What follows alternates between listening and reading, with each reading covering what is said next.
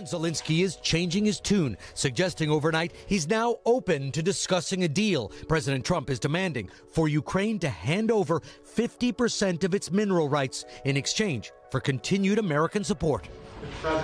After meeting with Trump's envoy, retired General Keith Kellogg, President Zelenskyy gave his nightly address, saying economy and security must always go hand in hand, and the details of the agreements matter. Zelenskyy also laid out what he expects in return, calling for a reliable and clear system of security guarantees that ensure long-term protection from Russia. American and Ukrainian officials tell NBC News the Trump administration presented Zelenskyy with the proposed mineral deal last week, giving him an hour to sign it. Zelenskyy refused, saying it didn't make security guarantees explicit. He was told Trump would be angry.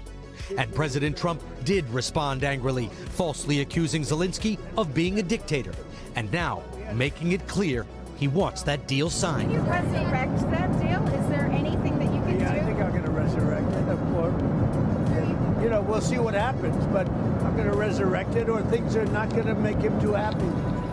In Ukraine this morning, at a rehabilitation center for soldiers just back from the front lines, some say they feel like they're being squeezed by the United States. But Sergeant Volodymyr Zelenskyy doesn't oppose the deal in principle after what he's seen in combat over the last 3 years. Some critics have said that President Trump is exploiting Ukraine, is taking advantage of its position right now in order to extract resources. You, as someone who's fought for this country so much, what do you think about that? Between two evils, you have to pick the better one, he says. If I have to choose between the United States and the possibility that Russia will take over our country, I pick the United States.